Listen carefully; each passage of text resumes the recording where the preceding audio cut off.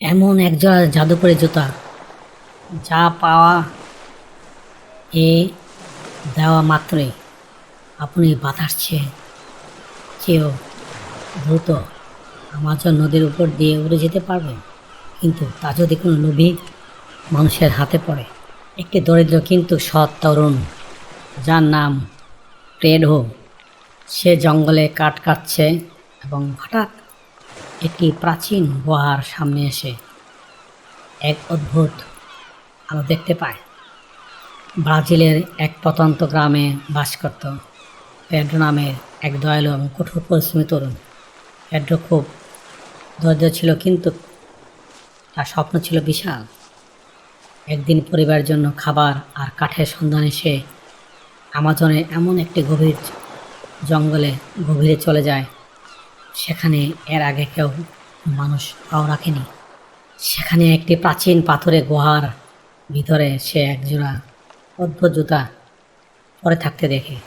জুতো জোড়া ছিল খাঁটি চামড়ার তৈরি, কিন্তু তার গায়ে খোদাই করা ছিল ডানার মতো নকশা এবং সেখান থেকে হালকা নীল রঙের এক জাদুকরী আলো বের হচ্ছিল। কৌতূহলবশত পেড্রো যেই না জুতো জোড়ো পায়ে দিল, অমনি তার পুরো শরীরে এক অদ্ভুত বিদ্যুৎ তরঙ্গ বয়ে গেল। পেড্রো যখন প্রথম হাঁটার চেষ্টা করল, সে দেখল সে হাঁটছে না, বরং ভাসছে। সে এক পা বাড়াতেই চোখের পলকে কয়েক মাইল দূরে চলে গেল।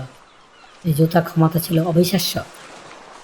এই পরিধানকারীকে আলোর গতিতে চড়তে সাহায্য করত এবং মহাকর্ষণ শক্তিকে বুড়ো আঙুল দেখিয়ে শুনে ওঠার ক্ষমতা ছিল। পেড্রো বুঝতে পারল সে এক অলৌকিক সম্পদের মালিক হয়েছে, তবে সেই জুতাকে নিজের স্বার্থে ব্যবহার করতে চায়নি। সে এই অতি প্রাকৃতিক ক্ষমতাকে কাজে লাগিয়ে তার গ্রামের অভাবী মানুষের সাহায্য করতে শুরু করল। কয়েক সেকেন্ডের মধ্যে সে মাইলের পর মাইল দূর থেকে ওষুধ আর খাবার নিয়ে আসত।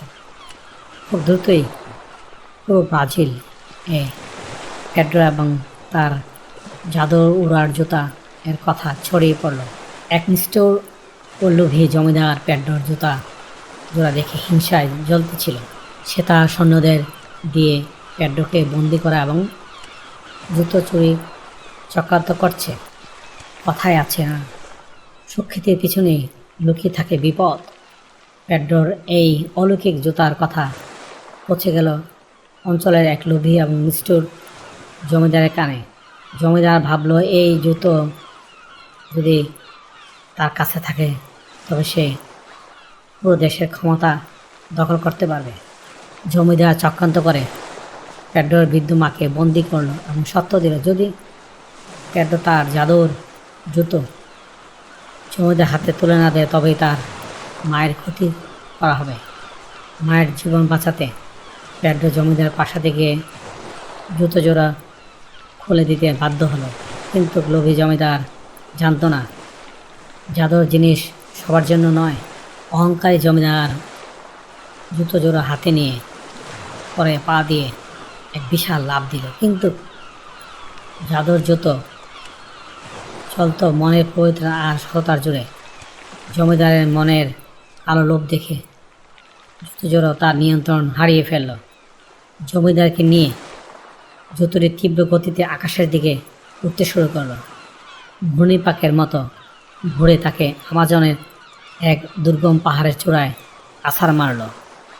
জমিদারের লোভের উপস্থিত শাস্তি পেল।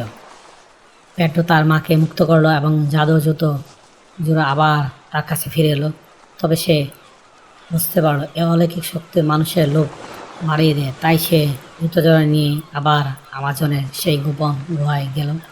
জুতাটিকে তার সঠিক জায়গায় লুকিয়ে রাখল, যাতে কোনো ভুল মানুষের হাতে এটি আবার না পড়ে।